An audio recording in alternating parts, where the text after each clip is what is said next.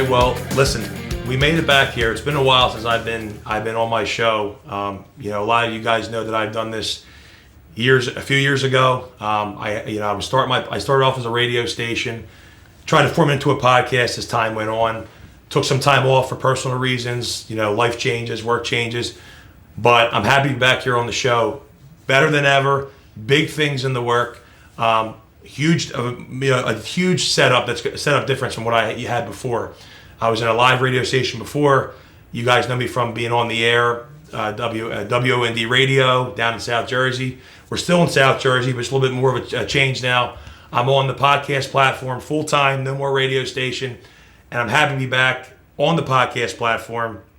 And you guys know me as the Big Man from the Big Man's Report Live podcast. And boy, what we have in store for you coming forward these next couple months. Guests I have lined up, big things we're going to be doing. I'm so excited to be back, and I'm so happy and ready, and excited to be back doing what I love, and hearing people's stories and helping people along the way. So, welcome back to a new season of the Big Man's Report Live podcast edition. Strictly podcast now, so I'm so happy, like I said, to be back here with all you guys and putting content out for you guys. And we're gonna really take off with this thing, and I'm very excited. But first I want to thank my good friends Vinny and Rocco. We're using this beautiful studio tonight. It's actually Vinny's hair studio, but we're using it as a little podcast kind of platform, a little setting tonight, just to kind of shoot my first episode here on the Big Man's Report. And so thank you, and my cameraman Rocco for doing all his great work behind the scenes here with the cameras. And we're gonna do this thing. So I'm happy to be back. What a guest I have on for you tonight. You've seen him all over South Philly recently, doing his thing, naming the papers, naming the news, all over social media. I personally happen to go back with this guy, I would say about 10 years, if we're being exact, when I worked at his uncle's pizza shop on the Ocean City Boardwalk. And where he has come from then until now. And he's always been a gentleman, always been a hard worker. He does things the right way. He's nonstop, as hard as you can go. This kid, where he is right now, and where he's going, it's the sky's the limit, and he's only just the beginning. I know him as Johnny Garb, but Johnny Garbarino, aka the Cannoli King, you've seen him all over, all over. Like I said, the fight scene, what he's doing right now is incredible. He's with a full head of steam right now. He's been killing it, and I have him here tonight. We're going to talk a little bit about his career and how he got started and where he's going. And again, John, I want to thank you for coming on tonight, my man. My brother. Great seeing you as always, and I'm glad we got to finally catch up in this setting. For sure. No, it's a pleasure being on with you guys. Thank you both so much for having us on as well. It was a pain in the ass getting here. It took me about an hour, with traffic, but it was we're here now, so. So I'm happy you could be here. Happy we worked it out, and it's going to be a good show, man. But before we start, I just wanted to gift you something I brought. This is called Valley Policella. It's about 8 years old. It's homemade. Oh, thank you so much, It's a red wine. So. Beautiful. Thank you. I appreciate it. Thank you so much. Thank you for coming on. Congratulations getting back in your swing of your things. Absolutely. Thank you. It means a lot. And, same to you. You've been, your career, man, so far is kicking off, and, you've been the talk lately of, South Philly, not and beyond South Philly. Yeah. I mean, with your recent fights and everything you've been doing. But let's just start real quick about where we began, right? Where we began, how we know each other. And it's amazing. We want to start there because we're going to work up to where we are now. Yeah. But goes back, man, 10 years when I was walking on the Ocean City Boardwalk. And your Uncle John was out. He was fixing the lamp on the board. He was on a ladder. He was fixing the lamp on the boardwalk. Just picture him now. Yeah. I don't think he had the apron. He didn't have the apron on, but he was fixing a lamp. He was in his hat. And I was walking on the boardwalk, and I was just going for a walk, trying to get some fresh air. It was right before summertime. And I asked them, hey, are you guys hiring this summer? I was still in college, playing college basketball, looking for some extra money, to work hard in the summertime. He didn't know who I was, from Adam. I didn't know who he was. I just knew that I think he was from South Philly, and he had the pizza shop. And I asked him for, hey, are you guys hiring? And he said, he goes, yeah, I'm actually looking for some busboys, some service, some things like that. He goes, why don't you come by this week and we'll talk. So, and that was the end of, and that was it. The rest was history from there. Yeah. Went back and met him. He told me what he does in his business, what he needs, and I started, I think, that Memorial Day weekend. Yeah. And sooner or later enough, you come on in, and obviously your family, and you're behind the grill as a chef. And so I mean, where did that all start with you? How we met? We started at Big Slice. I met you at Big Slice in Ocean City, New Jersey. Yeah. And so what you were in the culinary school originally, right? Yeah. So tell me a little bit about the culinary school. So I went to GCIT. For those of you who don't know, I actually got kicked out of a lot of schools growing up, and as a last resort, they put me in a vocational school called GCIT in South Jersey. And it was actually a culinary arts program inside the vocational school, and it was just a great opportunity for me to change my childhood around and basically have a focus and a just a little bit more focus. You know what I mean? Right. Just to of course stay focused and I don't know. I'm going to say be good and not getting into trouble or anything else like that. But I stuck with culinary arts. And then I ended up going to Culinary Institute of America outside of that, like after we graduated. And in the summers, I used to go and work for my uncle at Big Slice. And in my opinion, we had the best pizza in Jersey at the time. We're not open anymore, but we were running it for 10 years. And we also had Filiano's, if you remember, it was up the street. I do, yeah. And man, I mean, it was a lot of hard days. We would do anywhere from like minimum 12-hour days, but usually like 15 to 17-hour days. Over 100 hours a week. We were killing ourselves, because it was so busy down there, and you just couldn't keep up. And I remember I just went down to be a grill guy, but something happened with one of his pizza guys. We ended up getting rid of him, and my Uncle Johnny's so stubborn. He's like me. He's proud and stubborn. He's like, if you're not going to do the job like I would do it, get the fuck out, right? And so we threw him out, and it was basically like just me and my uncle running the show behind the line. And I didn't even know how to make pizza that well. Like I did pizza a little bit when I was a kid, but 17, 18, 19, I wasn't making pies until then. And I remember like Memorial Day weekend came around, and we were just swamped. We didn't have a guy. But I remember watching how he made pizza. And I used to just get the dough ready for the guy. I would make the dough and get the dough ready. And by saying ready, we used to stretch the dough. We used to pre-stretch the dough and get it ready to top. And that was just a job in itself. So I would do that, and I would man like the ovens and to make sure we would rotate, all the pies. So basically I would stretch 12 doughs out, or, 16 doughs or whatever, get them all ready. And I would line them up for him, make sure he was prepped. And then we had 4 ovens. We would do 2 in each one, and they would circulate. You know what I mean? And you had to give these ovens time to recuperate and, get their heat back after putting a cold dough in there. But we would just go boom, boom, boom, boom, boom, boom, boom, boom. And I would take them out and rotate them and cut them, put them in a box. He would get the next one in, So I did that for a long time, but I never made pizza man that station. And it's like running it's like driving an airplane, Imagine just driving an airplane. You're in the middle of the air. You have no idea how to man it. You don't know what you're doing, and it was a little intimidating. You know what I mean? Because we were in the weeds a lot, and that was the best way to learn, if I'm going to be honest. Because one day when he fired him, he said, "All right, you're doing pizza," and he just threw me to the wolves. And today I'm what they call a pizzaiola. So I make pizza all the time. I love pizza. I might even start another pizzeria. We'll talk about that. Yeah. I was just that was it. You know what I mean? I would just work there for the summertime, and I had the pleasure of meeting you. You were bussing and running tables at the time, and it was awesome. We had a lot of fun. We did. A lot of hard work. A lot of hard work. We shared a lot of laughs, and I remember your uncle. Yeah. I mean, we didn't get out of there until like 1 in the morning, 2 in the morning some nights. Every single day. Yeah, and I remember like we'd be like the last ones getting off the boardwalk. Yeah. Because we would have so much cleaning up to do, all the mats, we had to squirt off all the dirt and all the. I mean, it was a process. I remember every week. It was hard work, man. Yeah. And we were sweating. I think I actually lost a lot of weight that summer. Definitely, yeah. Because you don't have time to eat either. You're working your ass off, Yeah, it was definitely hard work, and that taught me like a lot of values of just grunt work, man, and meeting you too, like in that shop, in your uncle's shop. Like I just knew we didn't know each other long, maybe a few weeks, couple months, but I just knew like you were a straight shooter, man. Like you worked your balls off. Yeah. You didn't get like in a way. I don't want to say you didn't give a shit, but you just did what you did what you had to do, and like, you always had a drive. Always. And so to see where you're at today, like that definitely makes sense for you. Because you just want to keep pushing, and you're constantly working as hard as you can. and you're seeing the results, man. You're only keep going from here. You know what I'm saying? Yeah. No, So- I'm grateful for the I'm gonna call them life lessons. That my uncle instilled in me, John Gata.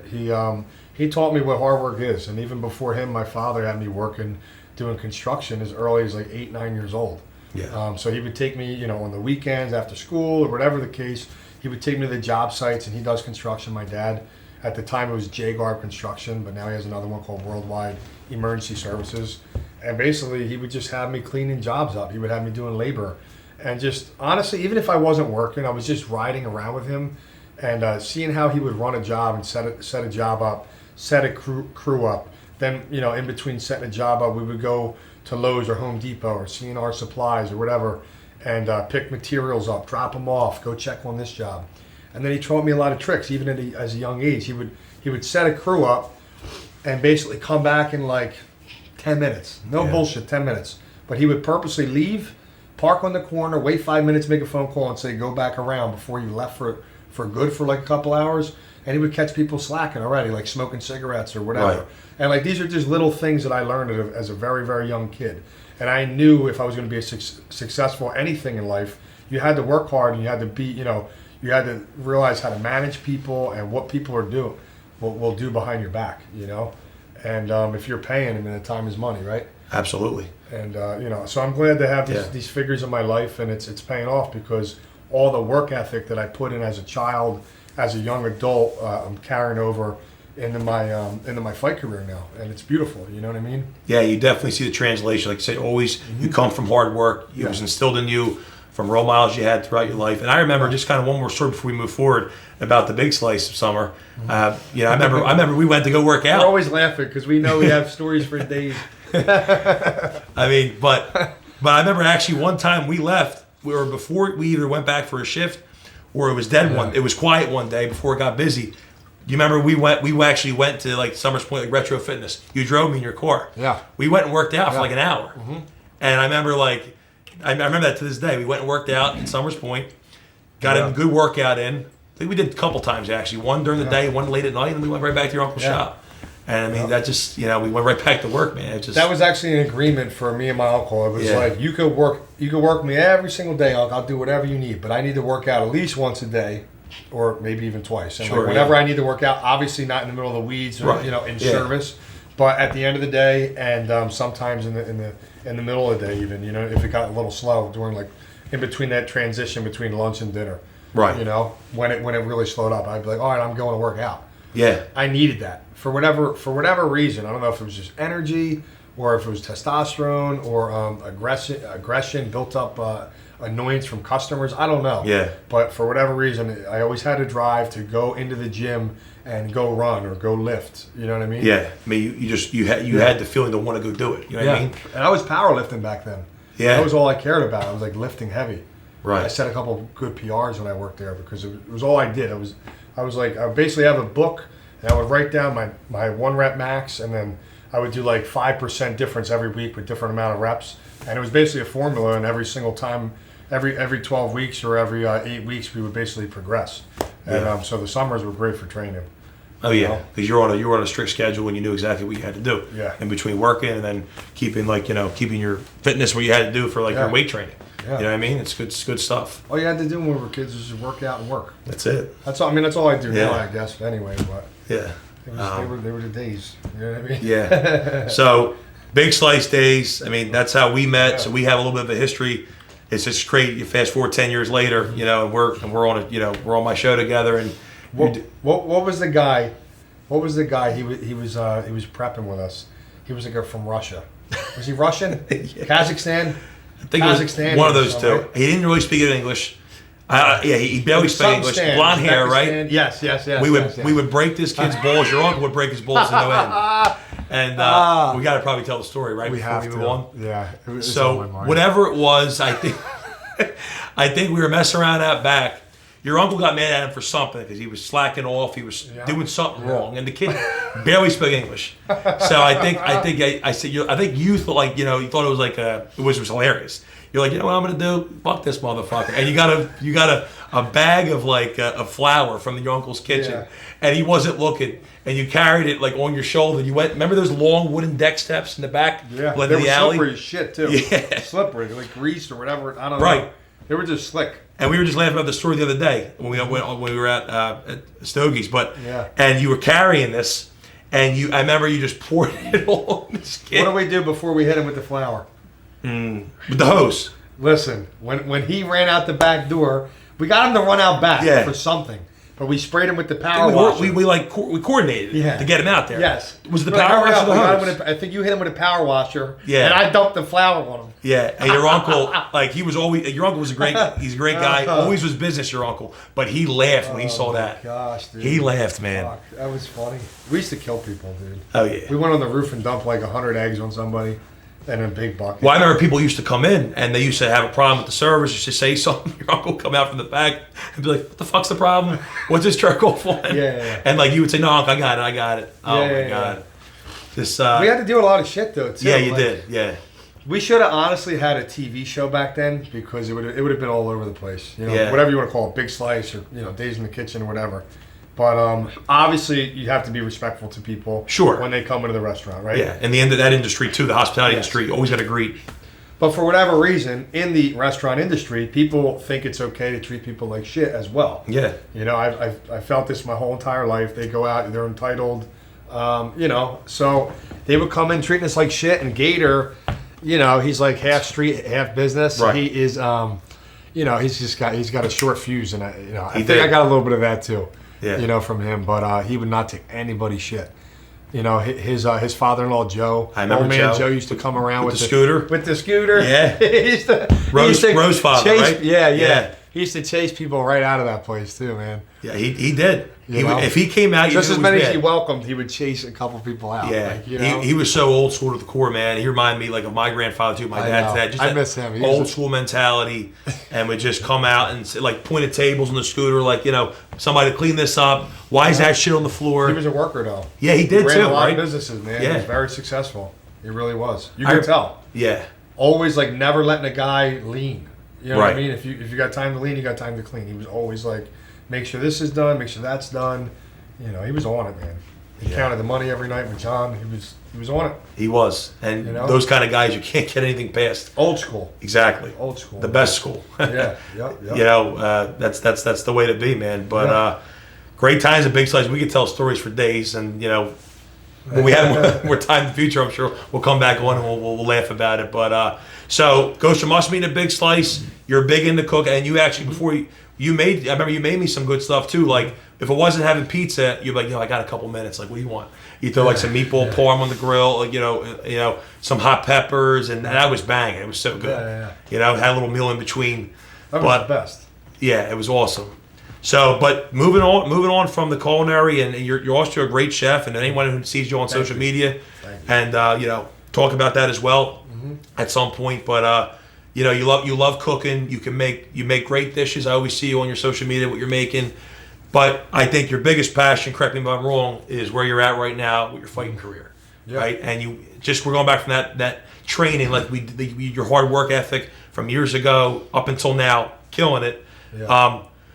What made you want to go forward with the fighting? How'd you get into the fighting? Where'd you start? A little bit. Tell me a little bit about that. So since I was a kid, I've been training probably since about 3 or 4 years old in martial arts. We started in karate at American Karate in South Jersey, and they had some South Philly locations too. Nicholas Doherty, he owned the place, and we got into that just for self-defense and some discipline as kids. We had a lot of energy. I remember they used to drop us off just for day camps and summer camps. I think they did a lot of sleepover things. It was pretty cool. But that was a big part of my childhood, and it gave me a lot of confidence coming up. And I honestly recommend if you have children, put them in it. Put them in some sort of martial arts. It changed my whole childhood. It gave me confidence and definitely helped me not get bullied. I think that's the main thing. Had a lot of opportunities for that, and growing up in school or in the schoolyard, in sports. I never took anybody's shit.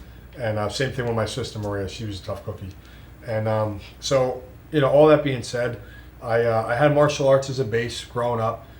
Playing sports, I was always involved with both. I would play hockey, and I would go to martial arts. And as the days went by, I turned about 11 years old, 10 or 11 years old when like Muay Thai and Jiu-Jitsu just hit the scene. Now, it's been around for 30 years, right? Yeah. But it was getting popular. UFC was getting more popular. And then these MMA gyms started to go and pop up everywhere, you know? And we added the program to Amerikick, and then they changed the name, called it Champions Martial Arts. And it turned into an MMA gym. And so at a very young age, I was doing Jiu-Jitsu and Muay Thai. And it was just another notch in the belt, another thing to learn, you know, add to the, you know, the arsenal. And so I trained that, and I wound up doing Kung Fu, a little bit of Judo, and it was just all great, you know, everything about it was awesome. And I remember all that. Not at Big Slice, when we were back there, you used to tell me that too. Like I remember, like in conversation with you, you would tell me about the jiu-jitsu and martial arts, like how you kind of did that on the side. Now that I remember it, you would always mention that stuff. I put the Uzbekistan dude to sleep too. Remember that? And David, the cook. I put them both to sleep in the Dave. choke. Yeah. Oh my God, He got put Dave. out. He was mouthing off. I put him right out. Oh yeah, yeah. He would. I remember him. Yeah. I was like 17, 18 years old, I guess, right? Or I don't know, however old we were. But anyway, it was great, you know. But all that being said, you know, we stuck through it. And I think I was about 19, 18 years old. I started like getting back into competition, you know, and I was done playing hockey in high school. I didn't go to college for it, and a lot of my friends were either going to the NHL or playing like semi-professional, and I needed like something because I was still in the competition mode, you know. And we did a lot of culinary arts competitions too, and I love to compete, you know. But the physical aspect, I was like, you know, I was longing for. So we did a couple competitions. I got put to sleep my first match ever. It was a jiu-jitsu competition. I was a white belt. And the guy slipped in an Ezekiel choke. So it's one of those collar chokes. You get behind the collar and you start to close the bloodline off like that. Right. Guy mounted me and put me to sleep. I woke up thinking I won. You know? Oh wow. Yeah, it was like it was actually a head rush. You know what I mean? It was the best thing. I never did cocaine or anything like that, but it was like you woke up, you were like, you know, I'm ready to go. And so that was my first competition. I was like 18, 19 years old, and then I continued to train, and I was surrounded by guys that were like either in Bellator or UFC, just from being a part of the gym, and I would be thrown in to do some rounds with them, you know. So when we would do our rounds, they would kick my ass, you know. Basically. I say it all the time. It's almost like how many times you can get beat up in the gym and just keep getting your ass kicked and keep coming back, because that's all it is. And then one day you start to even out and you start to give it back a little bit, you know. So when I started to hold my own, you know, maybe not beating them up or anything like that, but I started not to get finished, not knocked out, but like tapped out, right, or something like that. So if you can go around for 5 minutes with a first degree black belt and you're a blue belt, and you know they don't finish you, that says something. You're learning something. You know what I mean? You're like kind of holding your own, like you said. You're holding your own. You know, and trust me, it says a lot. You know, if you could go in right now and I can't submit you, that means you have a great base. You know, because I've been doing it a long time. Right. You know? Yeah. So anyway, it gave me a little confidence, and for whatever reason, I told my father. I went home one day. I was like, Dad, I think I want to take an MMA fight. He called me a retard. He called me an idiot. He's like, dude, what are you, fucking stupid? I don't think you should do this. You know, why'd you go to college? Why'd you do this? I don't want you getting all fucked up and getting brain injuries. He always said it out of love. You know what I mean? Of course, yeah. And that's how he speaks. Father, you know, yeah. Whatever. But he's like, you know, I don't want you to do this. You know what I mean?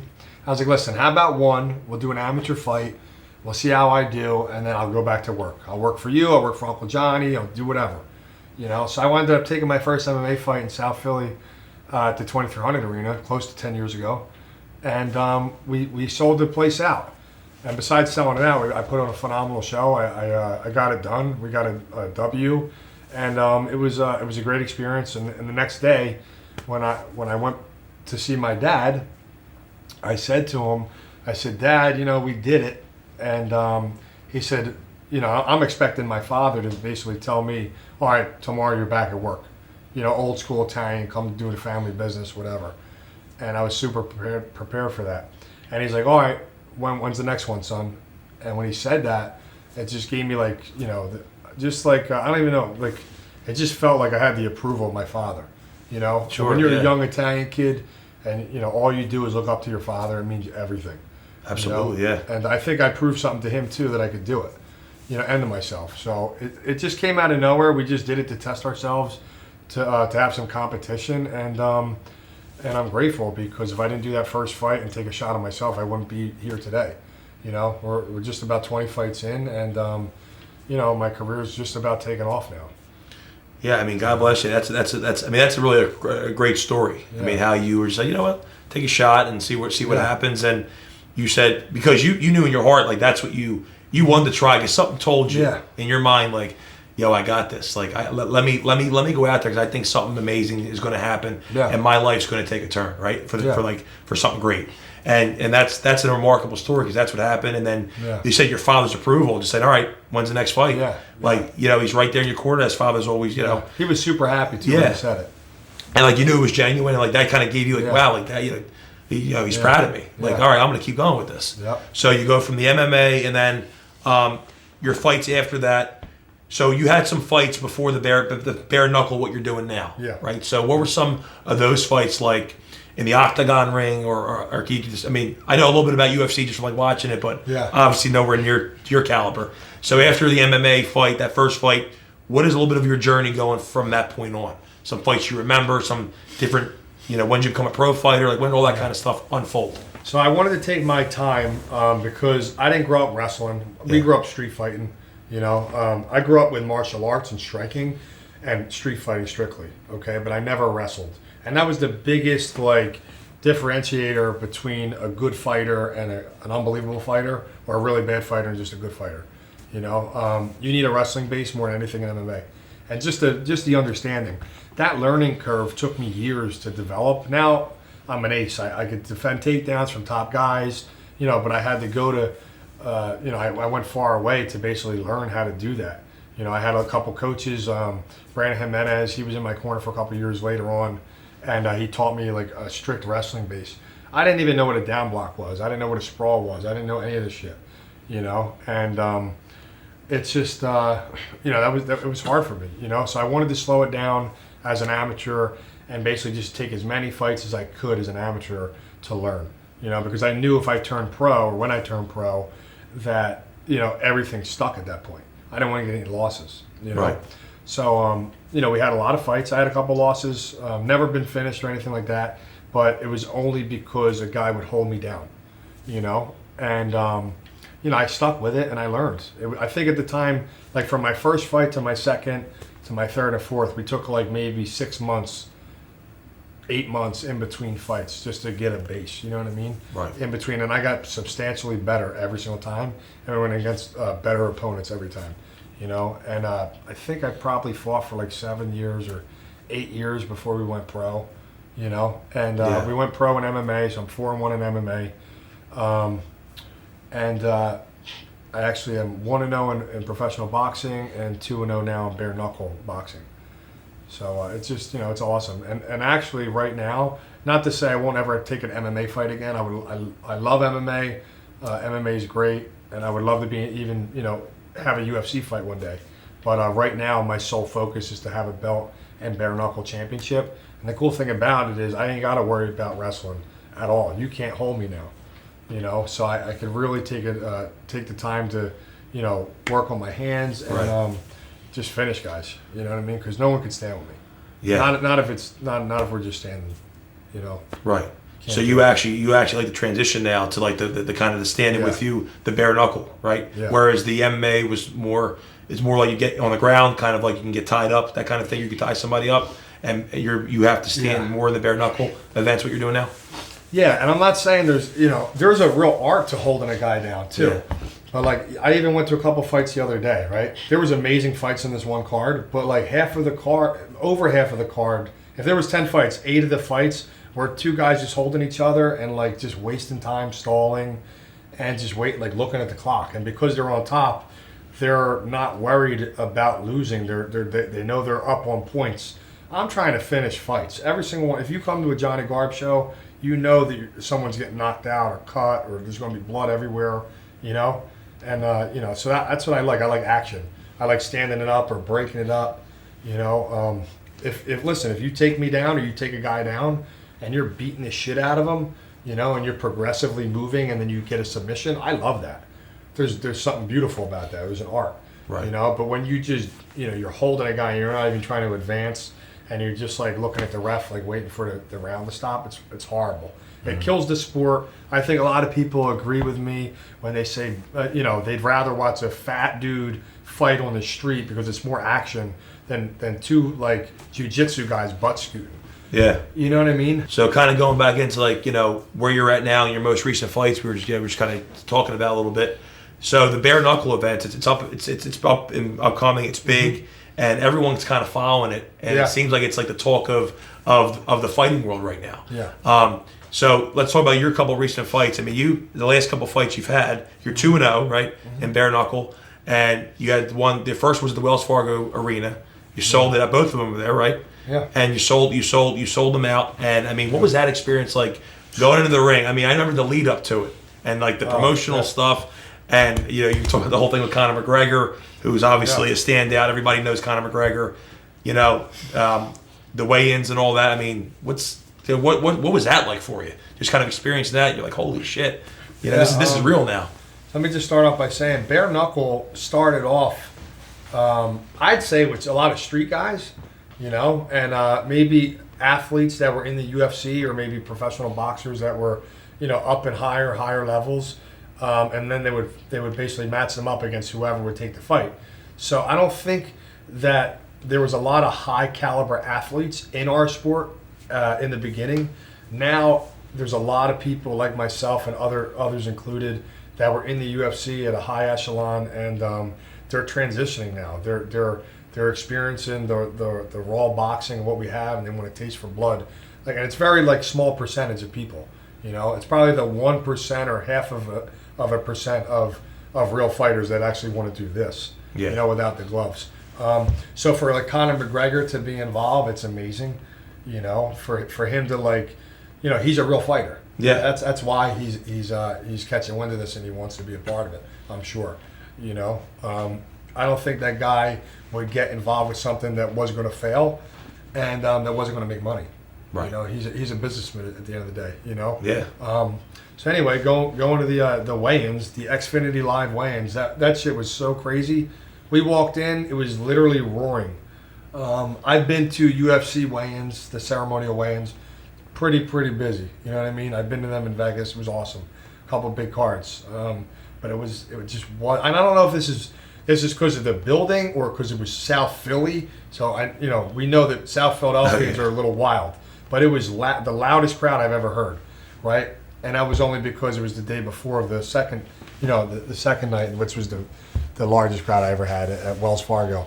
But we walked in and it was just booming. You couldn't get in the door. They escorted me to the back, and they said, "Garb, do you have you got your fight shorts?" I was like, "No, I ain't got my fight shorts. I didn't know. Everybody else got the memo." So I didn't have my fight shorts. I just wore like regular clothes. Yeah. And I was like, "Oh shit, what am I going to do before I step on stage? Because I don't have it. I'm not prepared." So I called my boy up, called Brandon, and he ran the Terminis, and he grabbed me a couple cannolis. And I was just going to hand them out to the crowd and maybe hold my hand up or something like that, speak some Italian to people, and build the show a little bit, sell the fight. But I was honestly like real cool and friendly with everybody. And so I get on stage and I hand my cannoli, or the Cannolo to Dave Feldman, Conor McGregor, and my opponent. Mm-hmm. And I was holding one up because I was literally going to eat it with them. Right. You know? But then the guy was looking across at me, goofy as hell, like real crazy, look in his eye. Maybe he was confused, bringing it back. Maybe he was just a little confused. He wanted to be like, put a tough guy face on him to intimidate me or something. But I seen the look and I was like, what the fuck? I was being nice to this guy and he was holding it all fucked up. So I went after the cannoli and I smashed it, And then obviously he was pissed. Yeah. And whether he was pissed off before I gave him the cannoli or whatever, I smacked it. He started charging me, and before I know it, I'm ready to fall off the stage because I'm maintaining my range. I'm not running from him, but I'm maintaining my range because I'm not going to get snuck. Yeah, you know what I'm saying? Your distance. Yeah, it is. So like, if we're going to fight, right. I'm going to get mine off, whatever. Yeah. So he's backing me down, and I'm ready to fall off the stage. I'm like, fuck, So I stick my feet in the ground. I fucking roll over a hook, and I had the cannoli in my hand, like I was saying, but I didn't realize it. I just went to hook him. And now I'm Johnny Cannoli.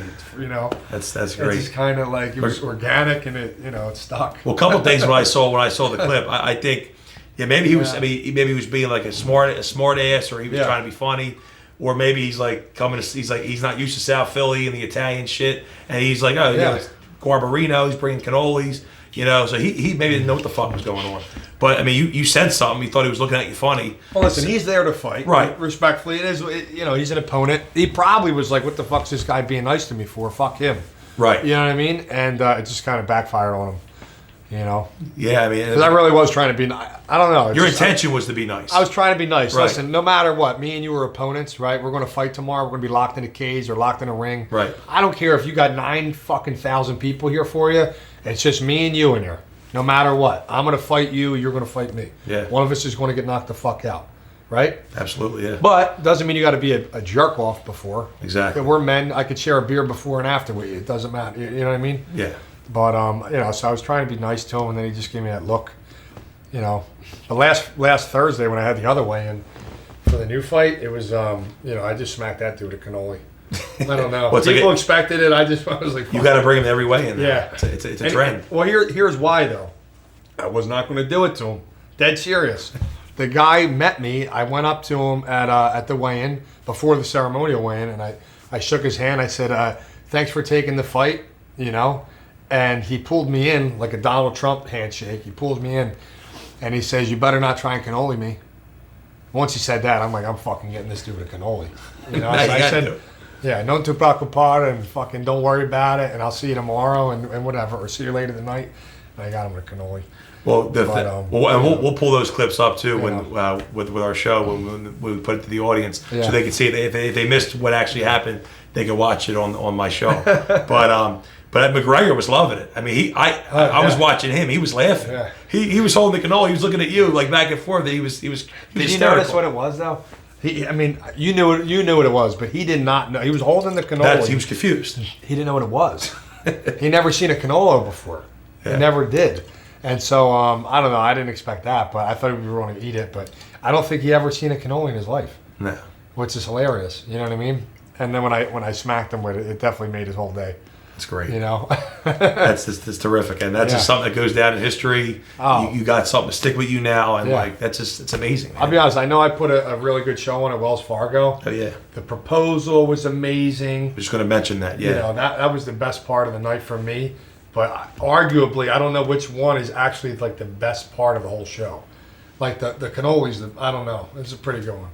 Yeah, I mean, but going back to the proposal, I mean, you're standing in front of, thousands and thousands and thousands of people, and your heart's racing, your adrenaline's running. You just got done a fight, and you proposed to your girlfriend in the middle of the ring of Wells Fargo Center in South Philly, where you're born and raised.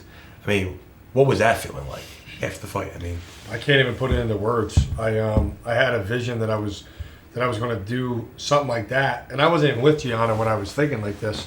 I just said when I finally propose to the woman of my life, I'm going to do it in the most spectacular fashion possible. And when I was in MMA, I thought it was going to be in an MMA setting because I didn't see myself as a boxer or anything else. I was just going to do it in the cage. Maybe when I have my world championship fight, when I go to the UFC, that would be like for me amazing, right? But Dave Feldman made it possible for Wells Fargo, and he gave me a platform to do it. And I was literally going to propose to my girlfriend in some other way, and I just wound up having the platform to do it, and we did it. And obviously it was contingent on the fact that I won. Yeah. And so we, I had to win. Right. Yeah. And we got it done. I did it in front of the whole world. It was awesome. So it was like a picture perfect night. Like everything went as planned. You can't have a better beginning, middle, and end. Yeah. In any story. You can't. You can write a movie on that. Yeah. I mean, honestly, that's something out of a movie, honestly. Yeah. And that's for you, that's real life. You're making it happen. Mm-hmm. And it's a beautiful moment for you, your family, and everything. Weirdly enough, I'm very religious. I believe in God. I believe in Jesus Christ, right?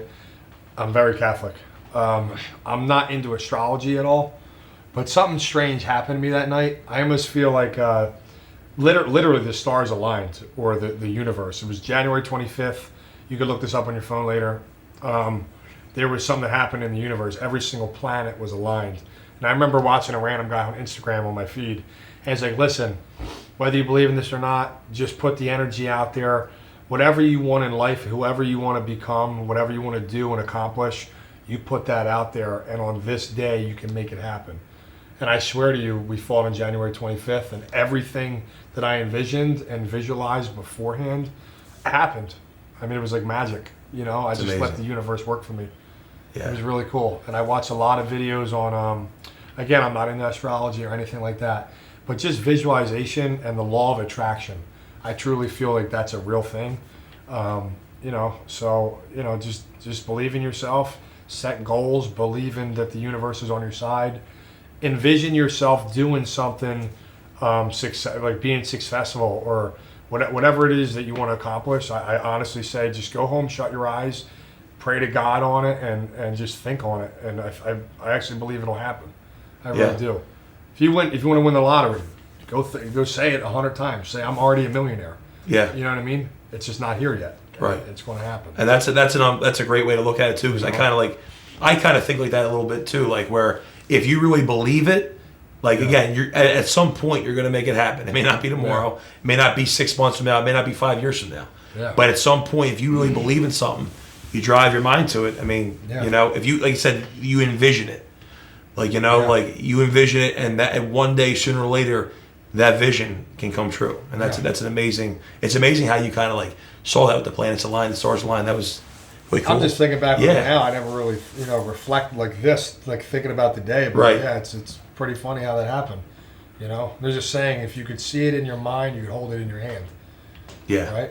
It's the truth. That's a great way to put it. So I mean, you know, you've been training like crazy. Your last 2 fights were phenomenal, selling out the place.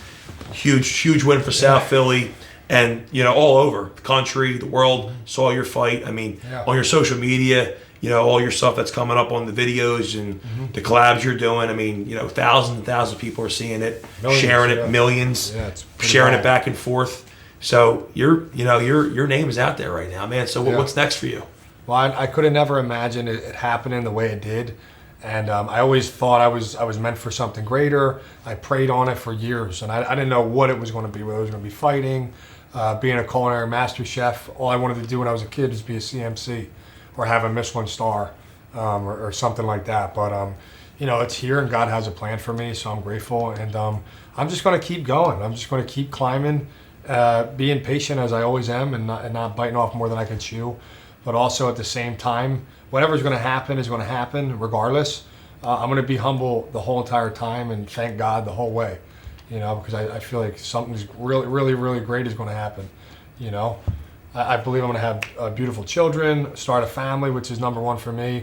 I was just at a tasting earlier at Lucian's. I think we're going to pick them to go forward and have our wedding there.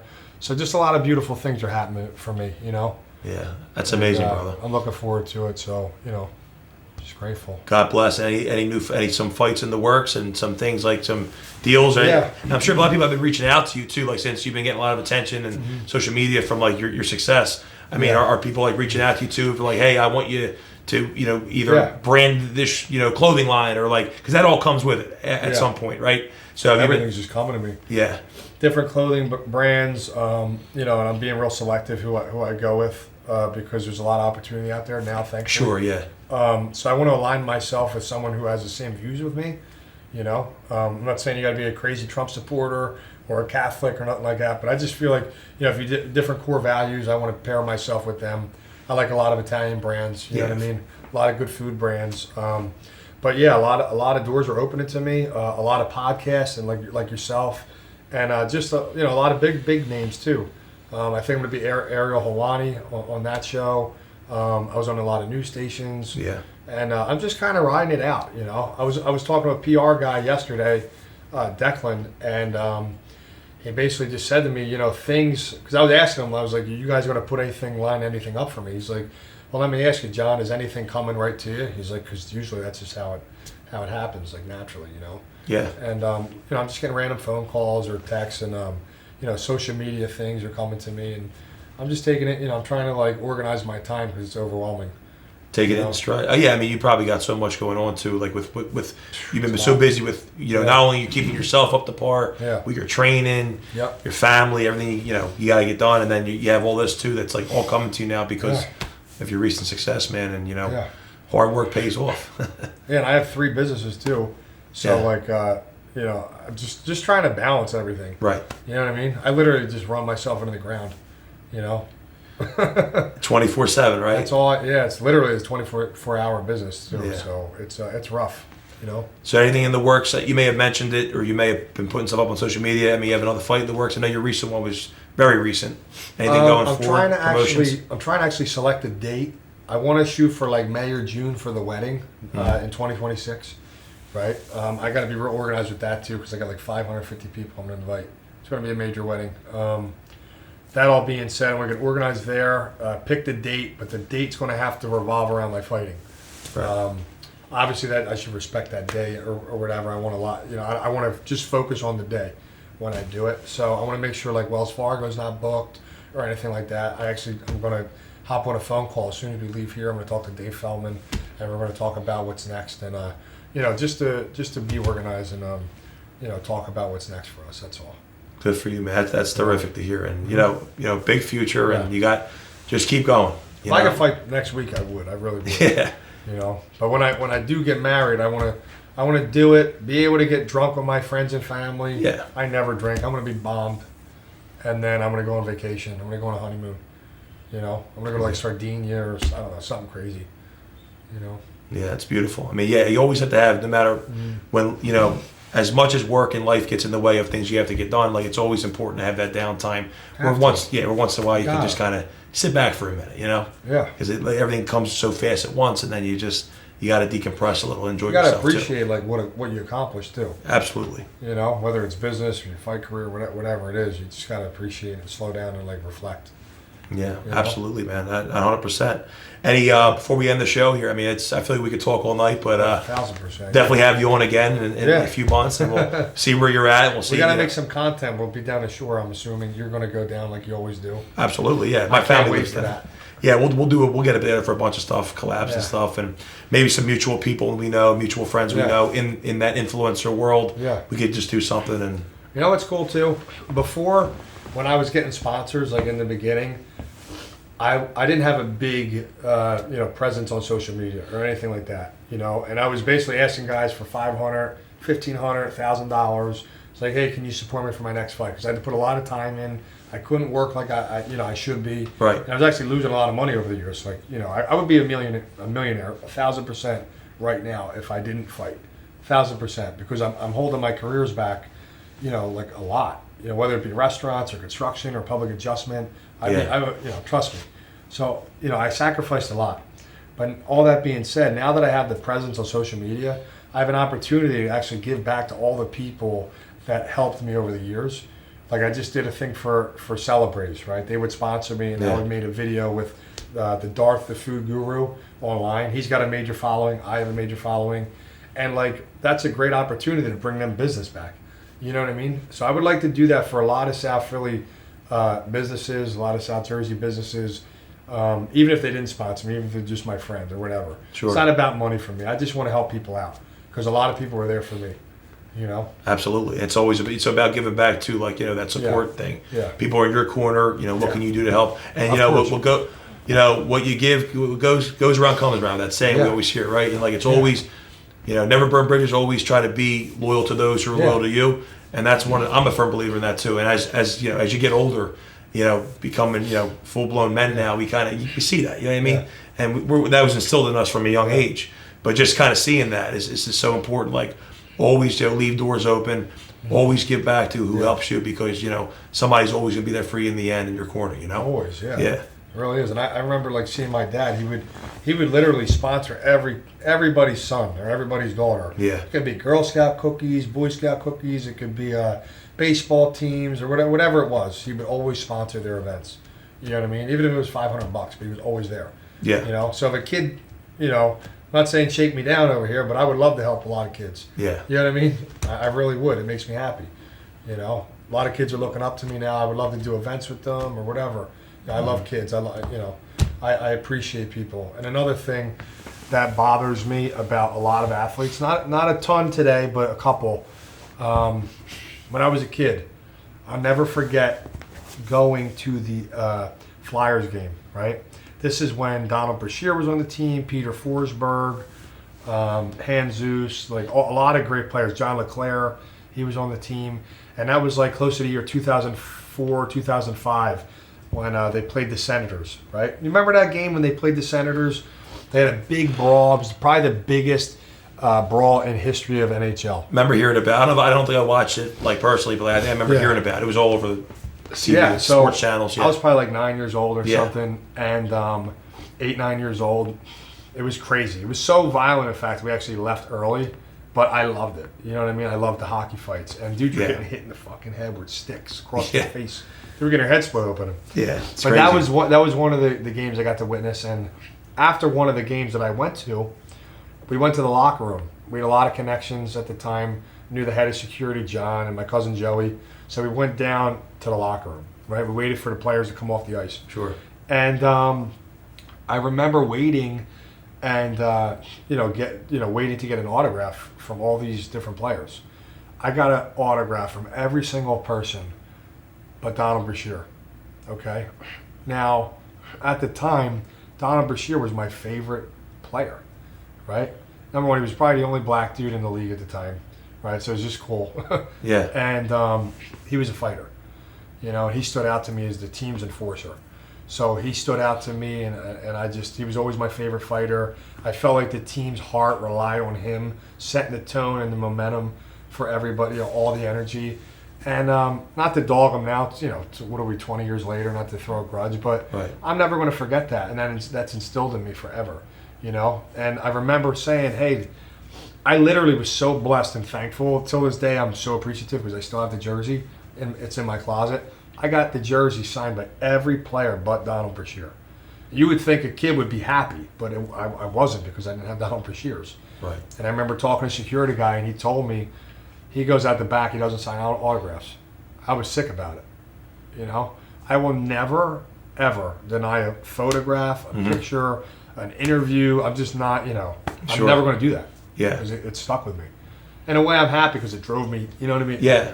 Just a little bit, but yeah, I'll never do that, you know? And never forget where you come from and always help people. Absolutely. And I agree with that too. Like, you know, that's a huge thing. Like, you know, if you never forget about, like you said, like, you know, where you started, where you're at today, and like, you know, no one's ever too big to shake someone's hand or to say hello to someone or to sign an autograph, take a picture. Right. Especially a kid. I don't care if he's 60 years old, but especially a kid. Right. Right? And some athletes, oddly enough, are like that, where they don't do autographs. They won't even say hello to you. And some are the complete opposite. Yeah. Give you a handshake, talk to you for a couple minutes. Absolutely, let's get a picture. Yeah. Like, you know, you can. It stays with you, that kind, especially as a kid. It really is. Yeah. One thing, I love this guy. I went to Las Vegas a couple years ago. I was with Bareknuckle, my manager, and it was when I was in MMA. And we all went to, after the UFC fights, we went to a red carpet event at NASCAR. So we literally drove the helicopter, or we got flew in the helicopter, landed on the red carpet, and we got out. We were next to all celebrities. And one dude that I was really happy to see was Bryce Harper. And I wound up having, because, you know, I always rep stuff when I go out of the country or out of the city. Sure, yeah. When we travel, I always put like Phillies gear on, Eagle stuff, Flyers. You know, I rep the city. And I had all Phillies gear on, bro. Right? And Bryce Harper was there. So I stood out to him, and he stood out to me. That's obviously, awesome. He's Bryce. I went up to him, and honestly, bro, he's the coolest dude ever. Took a picture. He wasn't like an asshole. Like a lot of dudes won't give you the time of day, like you were saying. He so down to earth, bro. You know? Yeah. Really, really good dude. Yeah, and I heard that about him too. Yep. Like, he's a very humble guy. He's a nice guy, you know. And it's good to hear that too. Like, you know, they're so in their career, they're the top. Yeah. They're popular. They're famous. You know, celebrity, whatever you want to call it. But they still have time to give back to someone who looks up to them. Yeah. I mean, they look up to you. You know what I mean? Yeah. Like, they look up to you. That's something like you want to give. I mean, especially like a little kid or any age. Yeah. Yo, he actually got emotional with us. I was with Uncle Johnny. I was with Gata. Oh yeah. We were on there. Dead serious. True story, bro. I'm with Gata, and he literally was speaking to us, and he got a little emotional. He didn't just start crying, but he was like a little choked up. He's like, "Can I just tell you something, guys? I appreciate you so much, you know, for being a fan. It means the world to me that people like, you know, look at me like somebody. I'm a regular guy, just like you." He's going. You know, he just like he brought himself down to earth. You know what I'm saying? Yeah. You know, because we hold him so high on a pedestal. Yeah. You know, that's amazing that he like, and you could tell like he really that was from his heart. Yeah. To say that, you know, like I mean, he don't have to say that, you know, but but it's amazing. It feels good liking a guy like that too, even more. Right. You want to support him even more. Right. Exactly. You know? That's cool. So no, I mean that's a great story. I mean that's you like to hear things like that. You know, that athletes or anybody give back. You know. So I mean, this has been an unbelievable show, man. I mean, I appreciate you so much, man. That was awesome. And thank you for coming on, man. This was great, and we'll definitely do this again. Well, you know, in a couple months, we'll get back together. Like you said, over the summer, we'll do some collabs. Yeah, that'd be cool. We'll do a lot of content. But before we wrap this up, is there anything like you would like to say, or any shout outs you'd like to give, or talk about what's coming up for you next? No, well, number one, I always like to thank all my sponsors. I thank Kim Riggy from Celebrates, Vinny Magliano from Life Med, John Meehan from Cheerleaders, my father, my mother. Thank you so much to my fiance, Gianna, Uncle Johnny. You know, all these people, you know, they impacted my life in so many different ways. You know, without them, I don't think I would be here. You know, and the power of God, you know, speaking to Him every single day.